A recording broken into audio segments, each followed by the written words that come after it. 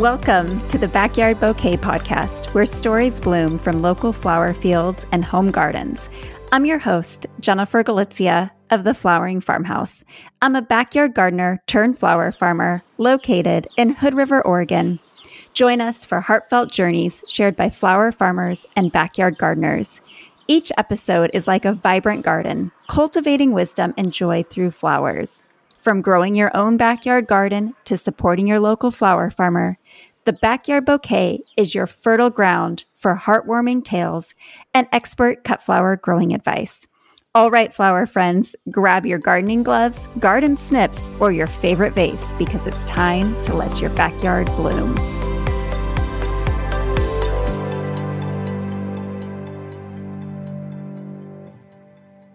Hi, flower friends. Welcome back to another episode of the Backyard Bouquet podcast. Today, we have the pleasure of chatting with the fabulous Madeline Cooper from Fraiche Flower Farm.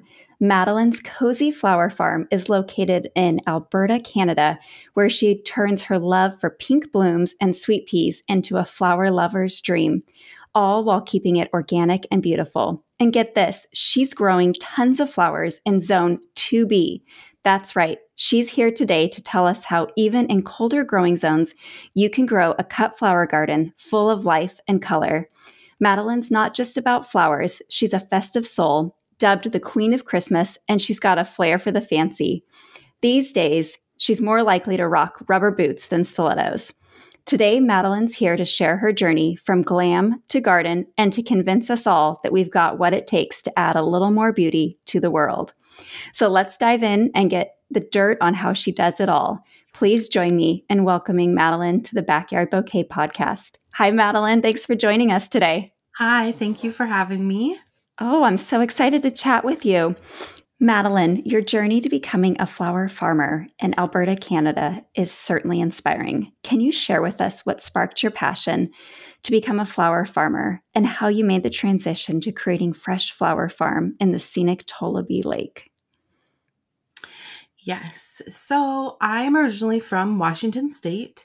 I moved to Alberta in 2018 to be with my Canadian husband, and I thought it would be growing flowers would be something to give me something to do because I knew absolutely no one when I moved here.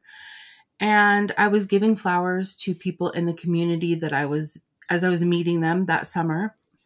And my husband said, well, if you really like doing this, why don't you make it a business? And so that's kind of how it was born, was I wanted to be able to meet more people, especially at my age. Yes, so harder to meet people. And I just thought, why not? Give it a shot. What else do I have to lose? I'm bored out of my mind up here so far. And that was pretty much where it began, was that wanting to meet people and get some friends and do something that brought me joy. So prior to moving to Canada, did you grow flowers? Some. I had quite an extensive hydrangea collection, about 40 plants, which was extensive to me. The property, we were just in the suburbs, and it was so heavily shaded with all those big, beautiful evergreen trees that not a whole lot grew there. But I had always been in love with flowers, going to Pike Place Market during the seasons and picking up bouquets with a friend. And they have just always been a big part of my life. So you were in the Seattle area prior to moving to Canada? Yes. Hydrangeas grow very well in the Pacific Northwest, especially up in the Seattle area. You're right, that shaded area. My aunt and uncle, I'll always remember that their garden had some of the most beautiful, it still does. They have the most massive hydrangea bushes all over their property. I struggle to grow them here because I have no shade on my property. And so I have a few, but not as many as I would like to have. That's me too. I'm having to find ones that are hardy to my zone, which there are not many, and having to even go up a little higher in zones, and then learning about how to care for them over winter so they will make it, because they're just so gorgeous. They really are. So how many years ago did you move to Canada? I have now been here since February 2018, so just 6 years ago. Okay. Yeah. So fairly recently, but enough time to really get your hands in the dirt and Yes. learn a lot. You started your farm about the same time I did. I started in 2018 as well. So I started in 2020, but yeah. Okay. So you moved in 2018 Mhm. and you started growing flowers just to give away to meet people. Yes. Once we purchased our home here, we actually lived with my husband's parents while we looked for a house. And once we moved here, that was, yes, it was, I wanted a big vegetable garden. This was my first experience having an acreage. So I wanted to grow all the things and see. How much acreage do you have? We have 12 acres. Oh, wow. Do you Yeah. utilize all 12 acres for flowers? No, we don't. We have horses, so they use a lot of the acreage, and we sit on a lake, so not Tellaby Lake though, oddly enough, and we don't have a lot of flat ground here. It's very rolling hills, so that has also been a learning curve with growing and finding the spots where there won't be too much runoff and whatnot. So how much space on your land would you say is dedicated to growing flowers? I'd say probably an acre and a half. That's a good size. You can grow a lot of flowers on an acre.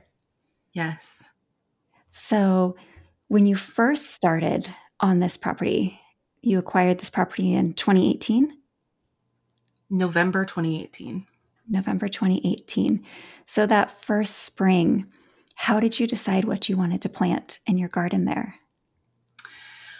We were just looking for what was already here, like what was popping up, and I hated all of it. The previous owner planted a lot of yellow and orange, and those just are not my colors. So a lot of things got ripped out that first spring, and I donated them to people in the community or family. And I didn't really grow anything that first year. It was more just kind of getting our bearings of where things were. And, the snow doesn't typically fully melt here until the end of April. Sometimes we even get snow in early May. So it's not a lot of time to fix landscaping and things when you're first learning what is on your property. So you have a pretty short growing season where you live. Yes. Typically our last frost is around May 24th, but I have been fooled before and had a hard frost on May 30th. So very late to start. And then our first frost is like August 30th to September 4th. Oh, wow. So very, very short, around 100 days, which makes it tricky. I've had to really learn how far I can push the limits with cool flowers and having frost cloth. And it's been a very big learning curve, but so much fun to experiment. I bet that's been a big learning curve because I'm guessing that you were probably a zone 8B in the Seattle area. So you dropped 6 growing zones when you moved up to Canada. That's not just going from one growing zone. That's pretty substantial. Yes. So how cold does it get in the wintertime? The coldest I've recorded here is minus 54 Fahrenheit. Wow. I had to do a double take to see if I was hearing you right there. We got down to -2 this winter. The wind chill was colder than that, but that killed so many of my plants because we don't normally get that cold. We actually just got updated to a zone 8B where my property is, and we were previously a 7B. And at times I wondered if we were a 6B. So I always kind of give and take a little bit on the growing zones. And for anyone who's listening who's not familiar with the USDA hardiness map, it is a guide. Your growing zone tells you the coldest your area typically can get. And then you can use your growing zone to also find out when your last average frost date and first frost date for the season ending frost will be. So you went from probably having 120 plus, if not 150 days of a season to less than 100. So it sounds like you've mastered the art of growing flowers in Zone 2B, which for many of us, myself included, would find daunting. Can you share some tips for others who would like to succeed in growing flowers in a similar growing environment? Yes. So I highly recommend researching the type of flowers that you're wanting to plant. A lot of them are labeled as cool flowers. So there is a book, Lisa Mason Ziegler, Cool Flowers, I believe it's called. Wonderful book. It was great for me my first year. So I would know what I could plant here and how far I could push those limits. I would say just do your research on those things because there's so many beautiful, cool flowers out there. Sweet peas being one of them that love that cool start and cold temperatures. And just experiment. It's always going to be a learning experience, whether even if you're a seasoned grower, you're always learning something new every year. We are always, always learning as flower farmers and gardeners. I feel like the garden is always giving back more and teaching us more than we could ever give it. So tell us, for cool flowers, what have you found that you can overwinter in Zone 2B? Oddly, last year I overwintered Rudbeckia, which Oh, wow. yes, which is not supposed to be. I believe that's a tender perennial, Zone 9. And I'm not sure how that happened, but it all came back this last spring. So that was interesting. I overwinter yarrow, which is a beautiful perennial. I have tried to focus on adding more and more perennials just because our growing zone is, such a short season. Peonies. If you can add peonies, they love the cold. And I have started quite the peony patch here. I've been interested in adding unique, hard to find varieties just because it's fun to have something different. How many peonies do you grow? I have about 200 right now. And what are some of those fun, unique varieties that you're growing? I have King's Day, Pastel Elegance. I love Pastel Elegance. Isn't it gorgeous? Vanilla Schnapps. This year I ordered, they haven't come yet. They'll come in October. They are I believe they start with Majesty. So it's like Majesty's Heart, Majesty's Scepter, I believe.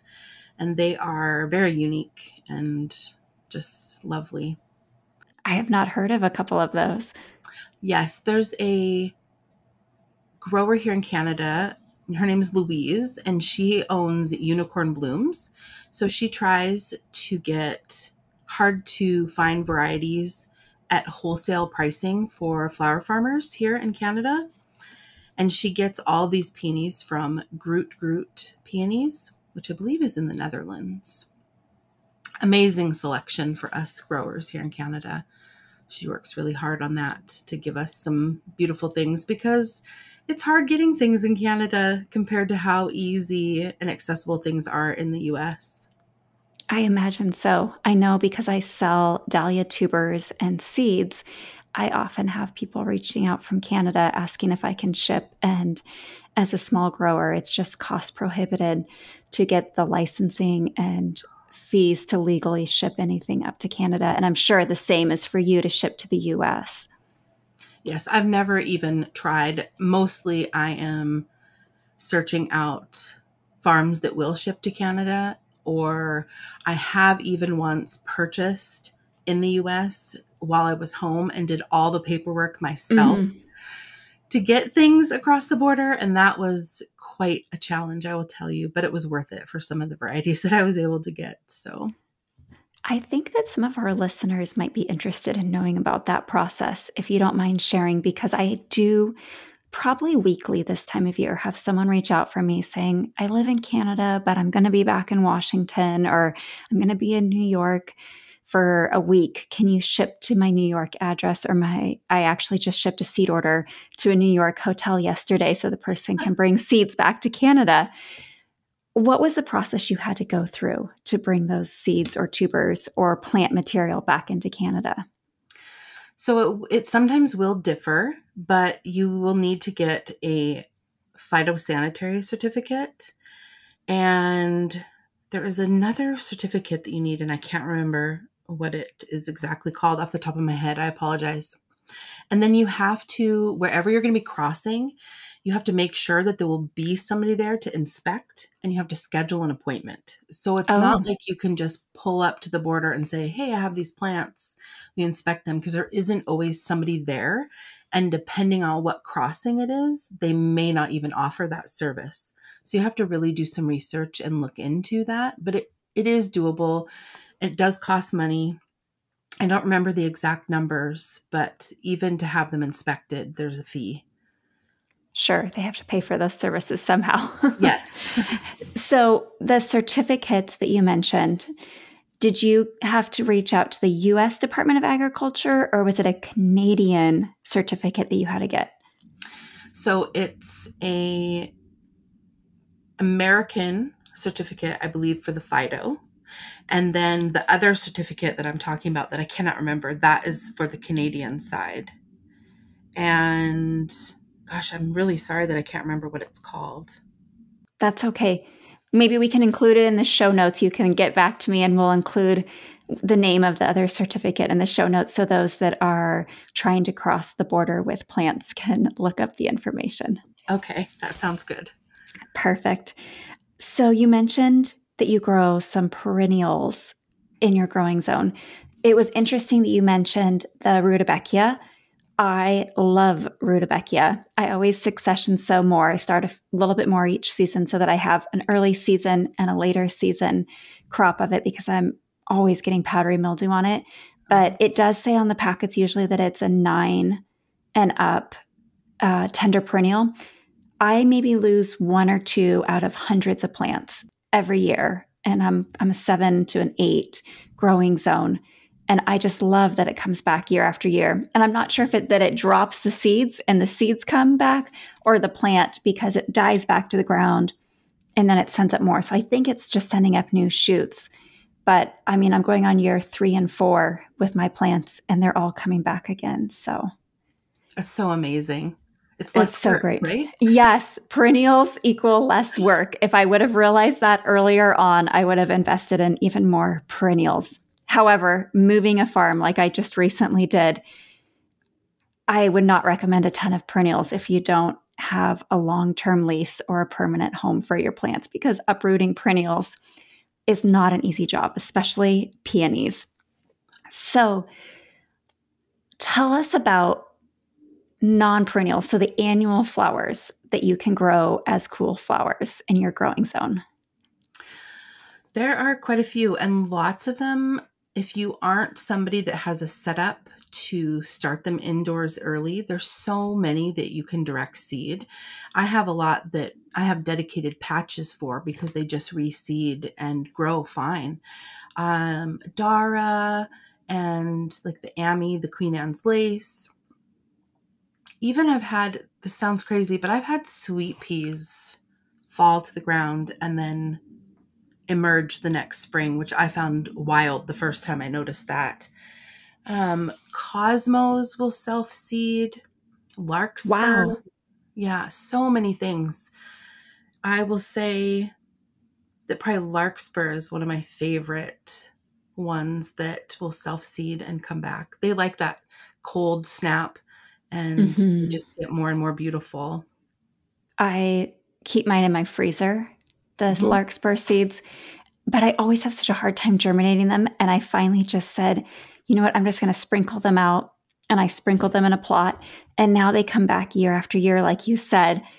And I'm like, this is so much easier. I spent so much time trying to put them in trays and grow them, but it's because they're a cool flower and they don't like the heat, that they need that cold stratification. So being outside and covered under the snow, they're probably so happy and they're ready to bloom as soon as that melts off. Yes. So your snow doesn't melt until the end of April. Depending on the year. This year has been quite rough for us here. We're usually under about 3 to 4 feet of snow by the time spring rolls around, but we're heading into, this is going to be our 4th year of drought. And we only got about 6 inches of snow this year. Wow. Yes, it's been very, very dry.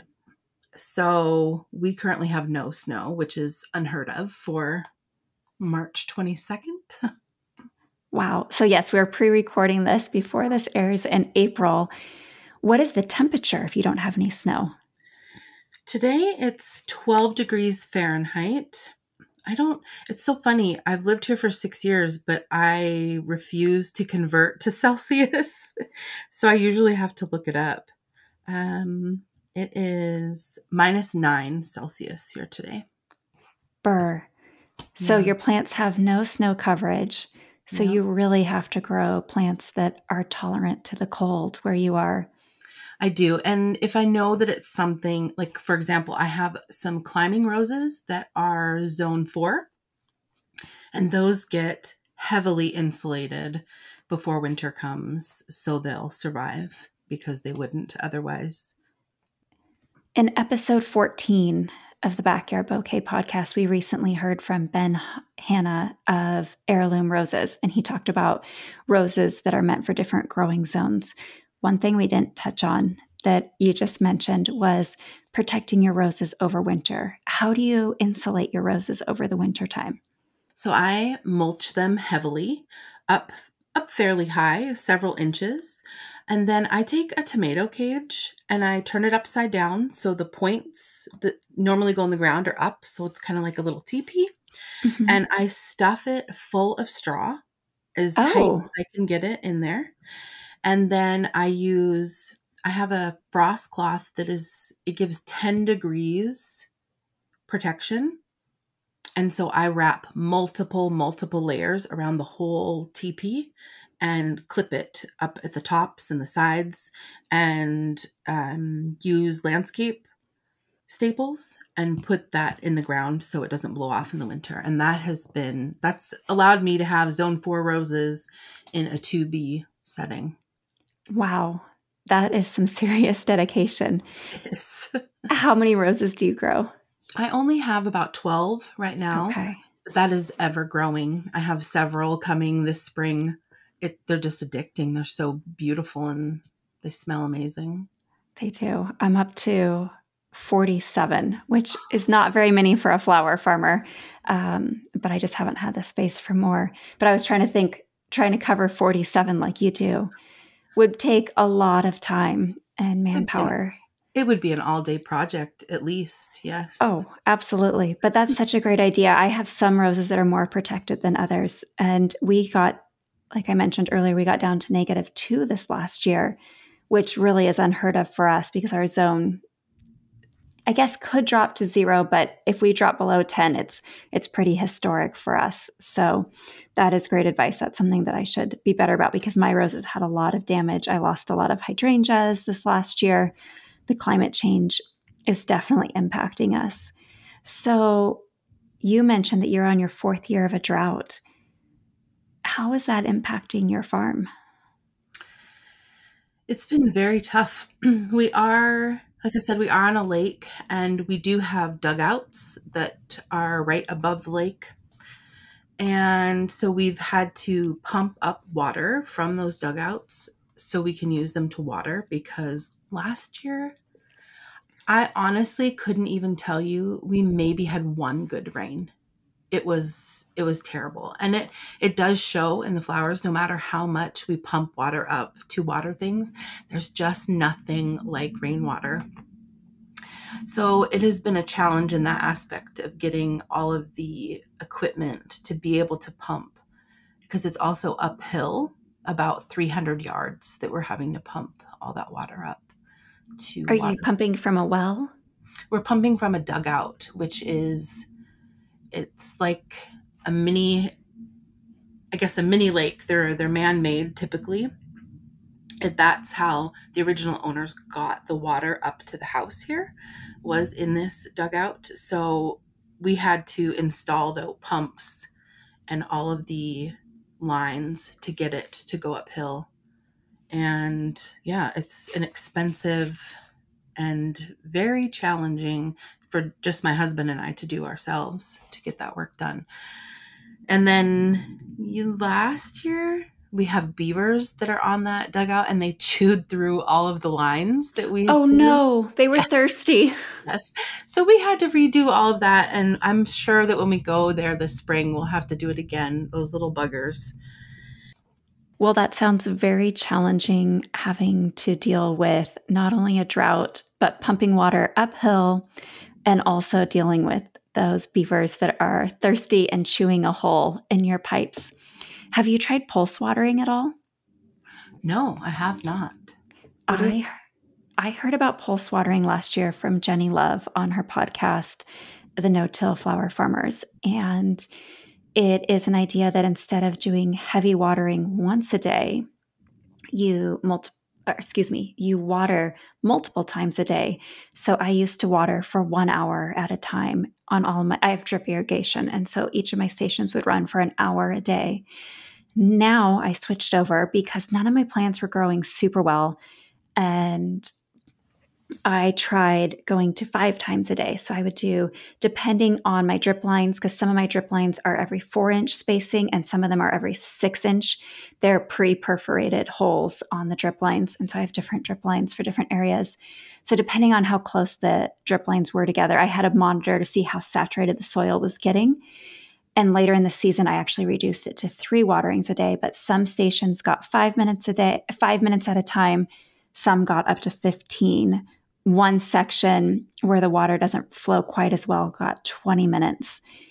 And the idea is that it ran 5 different times a day, but these short waterings, instead of the water running really deep, it stayed shallow on the surface. So the roots had time to absorb the water. And I had the biggest and best plants that I have ever grown and that was my 5th season. I'm going into my 6th season this year.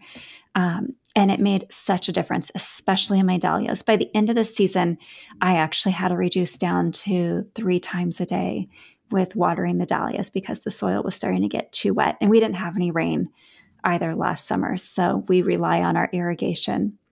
But it was incredible. It was a night and day difference for me. And so I will definitely be doing the pulse watering. And it can save quite a bit of water, especially if you're in a drought area. So something to maybe try out this year. Yeah, that's amazing. I am going to look into that because that would be extremely helpful. I assume you have things on timers? I do, yes. Do you have drip lines or how are yours set up? I have drip line only in the sweet pea patch right now. Everything else gets hand done. Oh, wow. Yeah. Do you move the lines through the field or are you overhead watering? No, just with a hose nozzle going through the rows up and down. And then one patch that we have up on the hill, we don't have any irrigation up there at all. So that gets taken in buckets in the tractor bucket, and I'm hand watering things up there. Wow. That is a true labor of love. It really is. And someday I hope that we can have everything implemented, but it takes the work to get things done and the finances, right? So yes. Mm-hmm. Well, you have mentioned sweet peas a couple times, and I hear that sweet peas and especially pink flowers are your specialties. Can you share what drew you to these special blooms, and do you have any secrets for growing sweet peas? Well, for sweet peas, they have always been a really big part of my life. My mom would always grow them along every fence line wherever we lived. We moved around a lot when I was a kid. But she always would grow sweet peas up our fence, and then she would put them in the tiniest little vases and put them all around our house. Like I'd always have one in my bedroom. It's just such a special memory for me that she did that. Like we didn't have a whole lot, but she never made us feel like we didn't. And that was one of the ways, by having those flowers. Like what an indulgence for a single mom, to have these beautiful flowers. So in that aspect, that's how they're very special to me. My mom has been a very big part of my life. She's still kicking it. She's 82. And so when I'm out there in that sweet pea patch, all I think about is my mom. And, she's far away. So it's just a good place for me to think of her and my life with her. And pink flowers. I'm absolutely obsessed with pink. As you can see by things on my website, I am definitely a little 12-year-old girl at heart when it comes to pink things. So I've kind of made it my mission to search the world for flowers that come in pink. Does it come in pink? That is what I'm looking for now to grow for seed. So I can share these with gardeners and other flower farmers. It's a winter hobby, I would say, sitting online, Googling everywhere, anything I can find if something comes in pink, and trying my hardest to get my hands on it. Do you have a favorite pink flower? I'd say cosmos. I love cosmos. I'm actually working on breeding some cosmos breeding. And so I would say cosmos are probably one of my, aside from sweet peas, those are always going to be my number one. But yeah, cosmos. I did not know that about you. Okay, now I'm fascinated because you're talking about breeding. How do you breed cosmos? So it started out where I planted a few different pinks and I saved the seed from everything the following year and I grew it out. And I was so fascinated with the different shapes and coloring that I got from that first year. And so then I started selling it as a mix. I think I called it the Fresh Fairy Tale Cosmos mix because it was all different petal shapes, some that I had never seen before. And so that got me into isolating specific ones and then hand pollinating those and then saving the seed from those. So this year I'll be doing the same with the ones that I had isolated and hand pollinated. I'll be growing those out again, isolated with netting to see how they come back this year. And I'm just moving along. There's two that I have that I haven't seen before. And I'm hoping that they aren't something that's been out there before, but it's really hard to know. I mean, you can Google pictures of them and there's so many, but so far from what I found, these two have not been seen. So down the road, I am hoping I'll be able to release these into the world. That's amazing.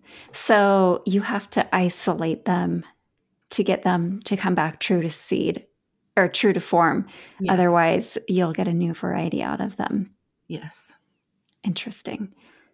Okay, can we go back to sweet peas? Yes. When do you start your sweet peas? I start mine very early, not typical when somebody else would in this zone. I start them on Valentine's Day. And the only reason for that date is because my friend, that's when she starts hers. And she lives in the Pacific Northwest. And so I'm like, well, I'm going to start mine then too.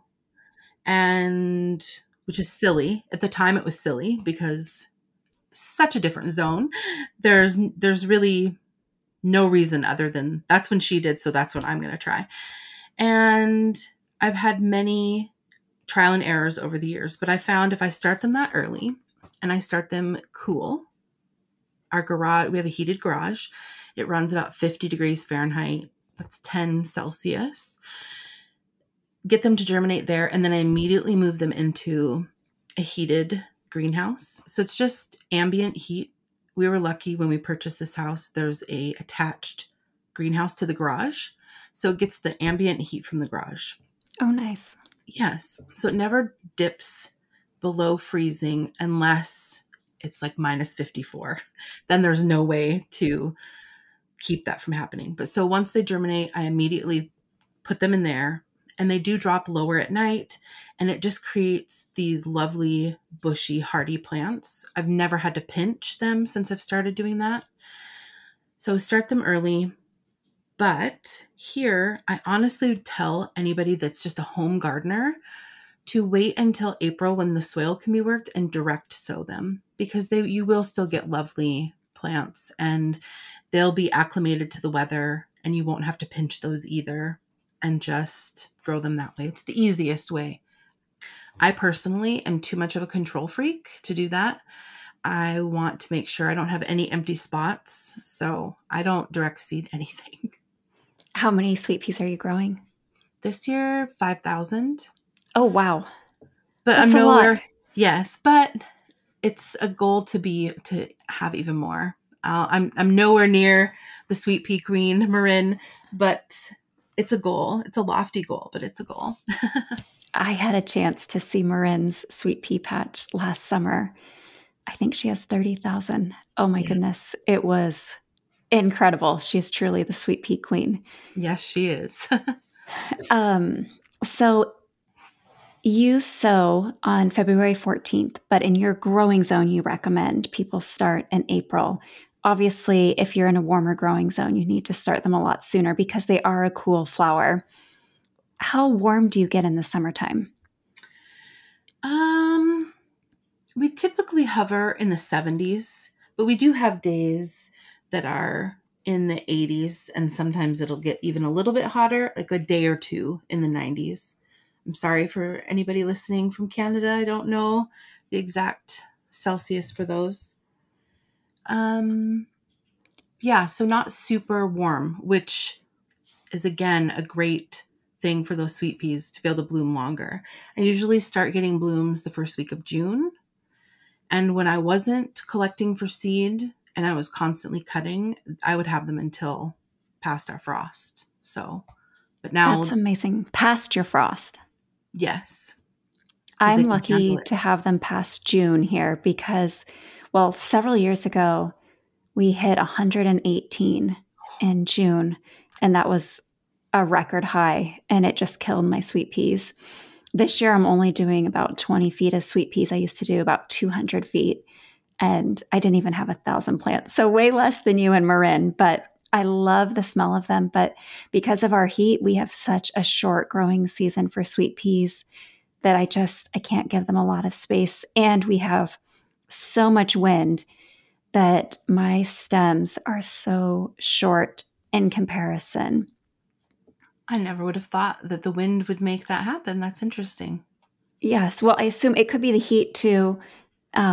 But I mean, I'm lucky when I get longer than 12-inch stems on my sweet peas.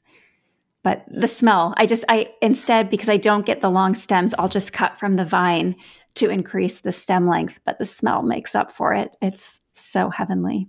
It sure is. What tips do you have for someone growing sweet peas in a cooler growing zone? Definitely, like I said, just direct sow them. It's just really less hassle because they can be kind of divas when you start them early, making sure temperatures are right. And just make sure you're feeding them, watering them. I've always read they don't like wet feet, but they also don't like to be hot and dry. So making sure they have ample water and push the limits. Maybe you can try direct sowing them in the fall and having them sprout up in the spring, because like we've said, they love the cool start. And I really don't think you can mess them up when you direct sow them. So not so many tips, so to speak, other than just, I say, go for it. Every garden should have them. Do you tie yours up, or how do you trellis yours? So I do tie in the beginning. I use Hortonova netting, and I do tie as they're growing when they're small. And then when they get to be too big, we just corral them with twine, like a heavy twine, because there's too many to go and hand do every single one when they get big. And that works great for us. I do have my patch. I'm thankful and lucky that I have them in a spot where they're quite sheltered from a lot of wind. So that makes it much easier to keep them from getting a little bit crazy. Do you ever have any problems with pests on your sweet peas? Yes. So the big pests being deer around here. Oh, they eat sweet peas. Yes. I don't have any deer, so I'm not familiar with those kind of situations. People ask me all the time, and I'm like, well, I am pretty protected in a neighborhood. So how do you keep the deer away from your sweet peas? So last year was the first year that we put up a 10-foot rebar and put bird netting around the whole entire perimeter of the patch, because I had gone in one day the year prior and I was like, something is eating these sweet peas, which was fine. It was like an extra pinch, no problem. And then I was out there one day being very quiet, and here I see this beautiful little doe and her baby. And I'm like, aha, it was you. So that's what made me decide to put up all the netting to keep them out. It's a bit of a pain, but then I don't have to worry about anything getting destroyed. So that's my biggest one. The other is aphids. They are insane here in August. And thankfully at that point, I'm at seed pod stage usually. So I don't have to worry too much about them destroying anything. But they just fall off. They're so bad. This year, though, I'm going to try something else. I've been really working on the Brix number for plants. And another friend said to me that even if you don't have your Brix number up enough to deter the aphids, if you do a molasses foliar spray, that will keep them off of your plants. So that's what I'm going to try this year with the dahlias and the sweet peas, is a molasses foliar spray to help with that. It is incredible. I have been doing the Brix molasses. Gonna again give a shout out to Jenny Love on the No-Till Flower Farmers podcast. I heard her talk about the Brix levels several years ago, and I started asking orchardists in the area and wine growers, because we have a lot of orchards and vineyards. And one of the vineyards said, well, no, we don't really have any pest problems. And I asked her about Brix, and she said, oh, well, our Brix levels are, I forget the exact number, but they were high. And I was like, that's exactly it. I just have to raise the Brix levels on my plants. And for those listening that are not familiar, Brix molasses is a plant version of molasses. Just like if you're making gingerbread cookies, it kind of smells like you're making gingerbread cookies when you spray your plants.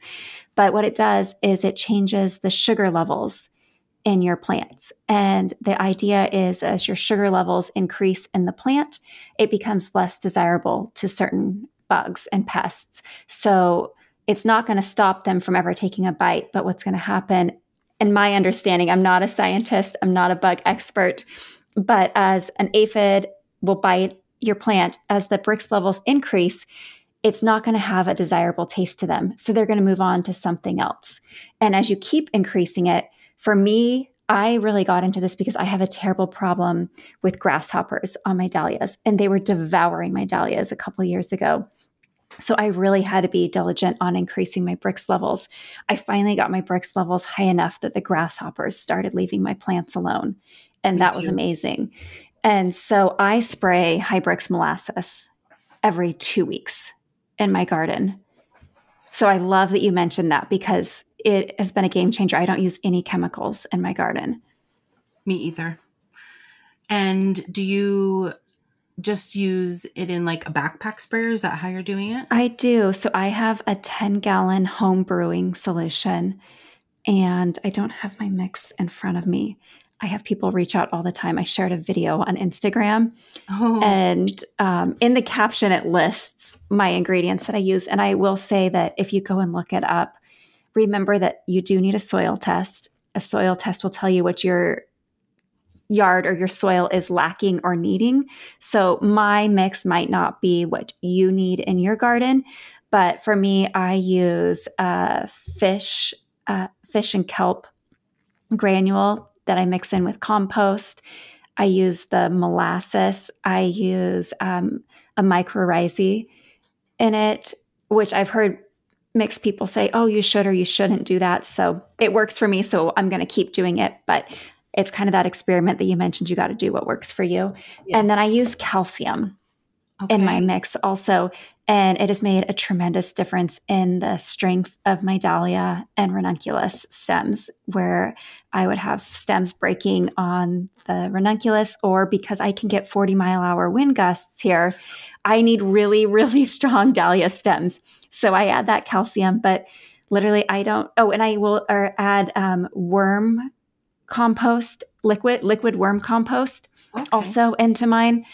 And sometimes I'll use worm granules if I have them to brew it. And so I brew it for 24 hours and then I put it in my backpack sprayer and then I spray it throughout the field. And I do that I'd like to say I do it once every 2 weeks. That is the goal, is to spray. Yes. Early season, I'm really consistent. And then as things just start to get busier, my consistency wanes. But in an ideal world, I would do that every 2 weeks. That sounds very similar to what I have done. I didn't realize for a foliar feed, I had just been using it in the dirt as like a soak when I water. And so this will be the first year that I'll be using it as a spray, like a foliar spray. And I'm excited to see the results.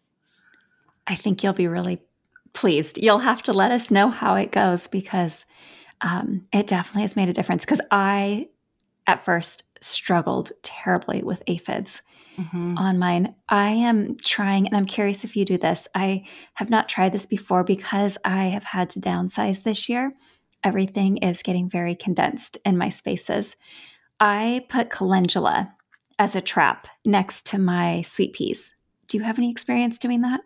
Not with that, but I do like to plant spring onions, like green onions, around the sweet pea patch. This year, I actually put my garlic patch in with the sweet peas. So hopefully that will help as well. Interesting. I should try that. Yeah, I know they don't like anything from the onion garlic family. So good to know. Maybe I'll add that, because I have not gotten my onion starts yet this year. So your business name is Fraiche Flower Farm, but it's not spelled Fresh. You have the French spelling of fresh. Can you tell us about how you came up with the name for your business? Yes. So I have been infatuated with France since I was a little girl. In 4th grade, the high school kids came and taught our 4th grade class a little bit of French and about France, and it just has always stuck with me. I took French all through high school. I took it for 3 years in college. Even though I didn't finish my degree, I finished my French, and I have just always been fascinated with the culture, the language, everything about it. So when I was thinking up names, I thought that would be my little nod to my love for French, to have that. Plus, I love alliterations where people, where it's 3 of the same letter that something starts with. So I thought that was perfect. I love it. That's a great name for your business. Have you been to France? I have not. We are planning on going in 2026 as our 10th wedding anniversary. And it's also the year that I turn 50 and my husband turns 40. So we thought we would do like a, monumental birthday number and anniversary trip.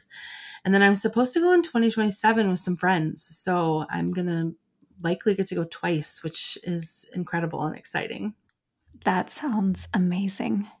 You probably get to travel in the off season, is my guess. Yes. Always off season. I've learned over the last 6 years that it's really hard to travel and leave the farm basically from February through October, sometimes even November. Yes. Well, especially for you, your season is just so long. Yes. I do have she's 16, a little farmhand that she will come and she helps me. I pay her. And so this year, now that she's able to drive, it will free me up a little bit, especially for taking quick trips back home. because I can teach her to do these things. And she just lives down the road from me. So that will be nice to have that for the first time. That's awesome. I have had part-time help the last few summers, and I have needed to leave town a few times in the summer for a 3 or 4 day weekend. And it's really nice knowing that there's someone capable of keeping everything alive. The first time I left town, it was when we had that 118-degree heat wave 3 years ago. And I was so nervous being gone. And there's no way I could have left if I didn't have help keeping the water going. Because what happened was we're on what's called a farmer's irrigation. So our irrigation lines have to be cleaned every single day during that time of year so that because they clog so quickly because of the snow runoff and the debris and sediment in the water. So there's multiple levels of irrigation filters, but they clog so fast on drip irrigation, which if you're listening to this and you have drip irrigation, this just popped in my mind, and I'm sure it'll be helpful for some people. If you have the same lines, make sure you flush them out at the beginning of the season. I had not done that until last year, and there was so much sediment in my lines that I had such better irrigation pressure and flow to my plants after cleaning them out. So, little side note there. You have shared on your website and also through social media that not only do you have a passion for flowers, but you love cooking, baking, festive decorating, and especially Christmas. How do these passions intertwine with your life as a flower farmer? For the cooking and baking in particular, I do host small events here on the farm during the summer. I've done dessert with dahlias, and I've done bubbles and blooms, so like mimosas with a U-pick.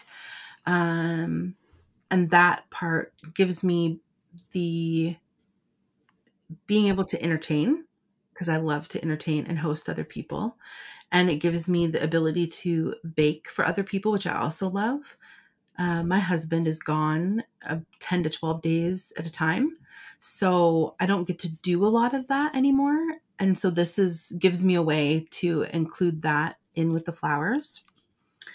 And same with Christmas. I stopped doing them this year, but I was doing wreath making classes here in our home during Christmas time. And so that was a way to invite people to our home and celebrate the season with music and festive drinks and treats, and then work on a beautiful wreath for your home. And I really enjoyed that. That was probably one of my favorite events that I no longer offer, but that I did in the beginning.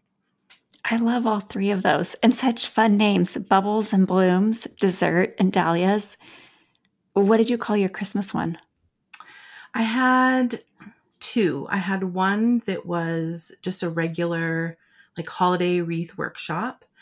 And then I believe I had an elevated one that was, gosh, I can't remember. I think it was Fairy Tale Christmas or something like that. And it was over the top with cookies and treats. And you got more ingredients for making your wreaths, like more specialty things for that one. That one was probably my most fun. It was just, yeah. I love workshop ideas and bringing people to the farm or getting people involved with flowers and intermixing them with events, which kind of brings me back to the beginning of our conversation. You mentioned that before you started your flower farm, you met people by growing flowers and giving them to them. How did you distribute your flowers to people in your community? So every Wednesday, the farm wives around here, not just the farm wives, but it's mostly the farmers' wives, they do a ladies' coffee on Wednesday afternoons at our agricultural center that we have. Believe it or not, we have an agricultural center here. That's all we have. There's nothing else, but it gets well used. And so they would meet every Wednesday. And one of my neighbors that lives about a mile down the road, she invited me once to meet people. And that was kind of where I first started meeting people. And so as my season went, I would bring flowers and just bring them and set them on the table. Please take them. And everybody loved that. And it made me feel good to be able to give to people. I'm definitely a giver. I love being able to do things like that. So it started with that. And now I give dahlia tubers, I give seed, just whatever I'm feeling. And because I want other people to be able to grow and have those beautiful things in their gardens, because it's all about memories for me, I believe. It's mostly just memories. You're growing it. There's a moment where your grandchild or your child and you are out in the garden smelling things or cutting them. And you come back to those year after year, those memories that you're creating with people. And I think that's the biggest important part for me, is for people to create those lasting memories of time with their loved ones. That's really beautiful. You said that very well. So as you transitioned from giving away your flowers to becoming a flower farmer, I'm sure the fact that you had already let people see how beautiful your flowers were and they had an experience and a memory with your flowers, that probably helped as you started out your business. And do you have a CSA subscription? How do you sell your flowers now? So things are going to be different for the 2024 growing season, but I will go back with how it was. I did sell a subscription for local people that could just come and pick up, or I would deliver on our Wednesday coffee days. And then I opened up to U-Picks, which was hard. I'm not going to lie. We are so far away from anything that I was only getting about 10 people a time. But I found that I liked that better. I had been to other U-Picks where there was like 40 people, and it just didn't feel as personal to me. So having it be a small event like that, I really enjoyed, because I got to talk to each person and just make them feel like they were a girlfriend, not here to give me their money. You know what I mean? It just had a better feel. And then I did one summer, there's a market that they sell things from other makers and growers around in our area. And I did have my flowers there one summer. But now moving forward, I am only going to be doing specialty events. Like I'd said, the dessert and dahlias. And I've moved mostly to seed production. That's kind of where my heart is the seed production and the breeding of the cosmos. I shouldn't say that's not where my heart is, because I do love the people aspect of it. So that's why I'm keeping some of the events, but I just really enjoy the seed part of it and the breeding. So if people live in Canada, they can buy your seeds and dahlia tubers. Is that correct? Yes. So the seeds, I do a sweet pea sale in October. And then in January, I do all the other seeds and then whatever sweet peas are left from October. Sometimes I just will divide it. So the people that want to fall sow, and then some in January. And then this year is my first year. I'm selling dahlia cuttings, not tubers this year. I was a little bit scared to do tubers because people are so mean and picky about what their tubers look like. You know, I've been on all these Facebook groups and I see how angry people get because it's wrinkled or it's small. And I just couldn't add that negativity to my life right now. So I chose to do rooted cuttings. I've been doing those on my own for the last few years and I'm decent at it. Really good, actually, but I don't want to, pump myself up too much. So that's what I'm doing this year, just to get my feet wet and see how it goes. And then next year, my goal is to offer both, do tubers and the rooted cuttings. Mostly though, rooted cuttings, because some varieties that I have are really hard to get here in Canada. And it was a way I could sell 50 tubers or I could sell 300 rooted cuttings, right? To get them into more hands. So that was kind of the main reason behind that, aside from the tuber, the way they look. And in your growing zone, I'd imagine that cuttings probably give your customers a head start, because they normally need 120 days to get a dahlia tuber formation.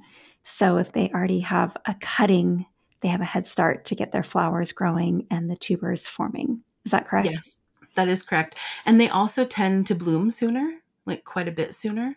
So that's always a nice perk, because I feel like here we're waiting until mid-August a lot of times for blooms, and then 2 weeks later they're gone. So it definitely is a way to get them out sooner to enjoy. Well, our conversation has literally just flown by. I'm looking at the clock and I can't believe we've already been chatting so long, and you just opened up another can of worms with the dahlia tubers and dahlia cuttings. So I might have to have you back on for another episode so we could chat about cuttings and tubers. And I love that you brought up the dahlia tubers, because by the time this airs, my tuber sale will be over. But I have about 500 tubers this year that I'm holding back from my sale because I was looking at them last night. They're small. Some of them have a little bit of wrinkles and imperfections. If I had my old field, I would plant them in the space, but I don't have space for them this year because I have such a smaller space. I'm growing on less than half an acre total this year, where I had an acre, almost an acre and a half last year of space to grow on. So I'm substantially scaling back. But it's like 500 tubers that could be going out there that have perfect eyes, are totally viable. But I'm fearful that someone will say it's too small. And by small, I'm talking about it's bigger than my thumb. I have a rule of thumb that I don't send anything out that isn't, I'm trying to think what would be a good size. The necks have to be at least as big as a pencil. But I mean, I have things that I have grown and sprouted that are so small, because size doesn't matter. And sometimes actually those smaller ones can grow faster because they don't have to put all their energy into keeping the tuber alive, so they can get the sprout going and send out other shoots. So it could be a really great conversation for a later podcast episode if you'd be willing to come back on and chat again. Yes, I would love to. Great. We'll have to get that on the calendar and in the books. In the meantime, though, for those that would like to follow your journey in growing flowers in Zone 2B, or if they're in Canada and would like to buy seeds or tubers from you, how can people find you? So we are on Instagram, and it is just at Fraiche Flower Farm. But you have to note the spelling, Fraiche. And same with our website. It would be fraicheflowerfarm.com. Excellent. I will include links to both of those in our show notes today. And before we say goodbye to our listeners, is there any parting advice you would like to give today?